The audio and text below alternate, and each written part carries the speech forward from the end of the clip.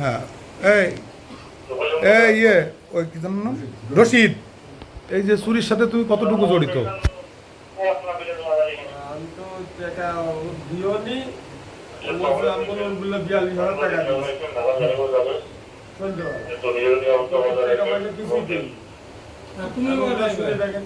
এবার তুমি বলো তোমার বক্তব্য কি? সন্ধ্যাবেলা 40,000 টাকা দিয়েছে। 40,000 টাকা দিয়ে তুমি 42,500 বের করলে কিভাবে?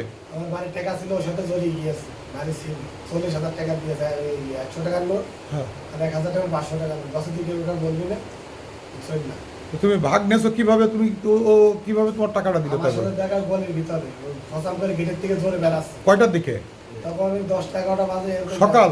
হ্যাঁ, হ্যাঁ হ্যাঁ, তুমি বলো না সকাল। 10-11টার দিকে বেরিয়ে গেটের থেকে জোরে বেড়াচ্ছে, আমি যাচ্ছি। আচ্ছা, ওই একটা হাড়ি ছিল, হাড়িটার দিকে 10 টাকা 20 টাকার উপরে দিয়ে গিয়েছে। এর কাছ থেকে পড়ে গেছে? ভাইয়ের কাছে পড়ে আর গিয়েছে। তোমাকে কি জন্য টাকা দিল? আমি দেখে ফেলেছি, ওর পায়ে ছিল কাদা। আরে দেখে ফেলেছো, তোমাকে দিতে হবে কেন টাকাটা? তাই আমার ওই বছর তোর ভাগ দেবো ঠিক ওর বলবি না। তোমার ভাগ দেবে, তাহলে নিশ্চয়ই তুমি সহযোগিতা করেছো, না তো তোমার ভাগ দেবে কেন? আমি দেখে ফেলেছি, ওই হাড়ির থেকে মেলা টাকা পড়ে গিয়েছে। মেলা টাকা পড়ে গেছে, তুমি তাই দেখে ফেলেছো বলে তোমার টাকা দিয়ে গেছে 40,000? ভাগ দেবো বছর সন্ধ্যাবেলা এসে আমার 40,000 টাকা দিয়েছে। সন্ধ্যাবেলা এসে 40,000 দিয়েছে। 40,000 টাকা আর- হাতের ভিতরে। রশিদ, এটা কি সঠিক? না ভাই, আমি দিইনি তো। হ্যাঁ, এটাও দিইনি। ওর মহিলা জিজ্ঞাসা করে, দুটো হাড়ি ছিল, হাড়ি শুধু নিচে নিয়ে গিয়েছে।